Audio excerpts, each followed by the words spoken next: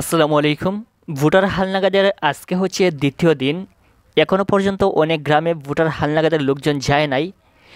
এই সকল গ্রামে ভোটার হালনাগাদের লোকজন কবে যাবে আজকের এই ভিডিওতে বিস্তারিত তোমাদেরকে জানিয়ে দিব। এখানে অনেক গ্রামে ভোটার হালনাগাদের লোকজন গিয়েছে, হয়তোবা অনেকেই জানেন না। অনেক জায়গায় রয়েছে যেখানে বাড়ি বাড়ি যাওয়ার কথা, কিন্তু সেখানে তারা বাড়ি বাড়ি না গিয়ে যে কোনো একটা জায়গায় তারা বসে ভোটার হালনাগাদ করছে। অনেকে রয়েছেন স্কুলে, তারা যে কোনো একটা প্রতিষ্ঠানে, যে কোনো প্রাইমারি স্কুল অথবা হাই স্কুলে বসে বসে তারা ভোটার হালনাগাদ চালাচ্ছে। এক্ষেত্রে সেখানে গ্রামের বিভিন্ন লোকজন যাদের বয়স 17 বছর পূর্ণ হয়েছে অথবা 18 বছরের অধিক লোকজন, তারা কিন্তু সেখানে যাচ্ছেন এবং গিয়ে ভোটার হালনাগাদ চালাচ্ছেন। তার পূর্বে তোমাদেরকে একটা বিষয় জানিয়ে রাখি, এই ভোটার হালনাগাদের নতুন ভোটার হওয়ার জন্য অবশ্যই আপনার জন্ম নিবন্ধন ডিজিটাল করা থাকতে হবে, অর্থাৎ ইংরেজি করা থাকতে হবে। অথবা যদি আপনার জন্ম নিবন্ধনে কোনো ভুল থেকে থাকে তাহলে কিন্তু আপনি বিভিন্ন প্রবলেমের, বিভিন্ন সমস্যার সম্মুখীন হবেন। এজন্য আগে থেকে আপনাকে এই সকল ভুল সংশোধন করতে হবে।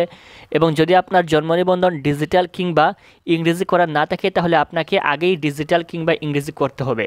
আপনি যদি জন্ম নিবন্ধন ডিজিটাল কিংবা ইংরেজি করতে চান কিংবা ভুল সংশোধন করতে চান তাহলে সেখানে 500 থেকে 1000 টাকার প্রয়োজন পড়ে।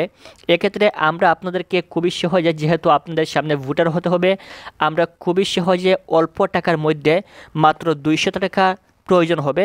আপনার জন্ম নিবন্ধন আমরা ইংরেজি করে দিব এবং আপনার জন্ম নিবন্ধন ডিজিটাল কিংবা ভুল সংশোধন করে দিব আমাদের এই চ্যানেল থেকে। যদি আপনাদের সংশোধন করার প্রয়োজন পড়ে অথবা জন্ম নিবন্ধন ডিজিটাল করার প্রয়োজন পড়ে তাহলে স্ক্রিনে দেওয়া হোয়াটসঅ্যাপ নাম্বারে আমাদের সাথে যোগাযোগ করবেন। আমরা আপনাদেরকে সাথে সাথে জন্ম নিবন্ধনের কাজ করে দিব ইনশাল্লাহ। এবং যে সকল গ্রামে এখনও পর্যন্ত ভোটার হালনাগাদের লোকজন যায় নাই, আপনারা একটু অপেক্ষা করেন, আপনাদের গ্রামে অবশ্যই ভোটার হালনাগাদের লোকজন যাবে। এখানে সারা বাংলাদেশে প্রায় 65,000 লোক নিয়োগ দেওয়া হয়েছে ভোটার হালনাগাদ কাজ করার জন্য। আপনার এলাকায়, আপনার গ্রামে একটু খোঁজ নিয়ে দেখবেন যে ভোটার হালনাগাদের লোকজন আসছিল কি না। আর যদি আপনি বাড়িতে না থাকেন, অন্য কোথাও থাকেন, তাহলে সেখান থেকেও আপনি কিন্তু ভোটার হতে পারবেন।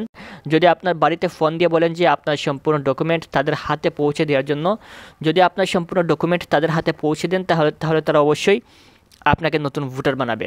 আশা করি বুঝতে পেরেছেন। পরবর্তী ভোটার হালনাগাদ সংক্রান্ত সকল আপডেট পাওয়ার জন্য চ্যানেলটি সাবস্ক্রাইব করে রাখবেন। ভিডিওটি সম্পূর্ণ দেখার জন্য অসংখ্য ধন্যবাদ।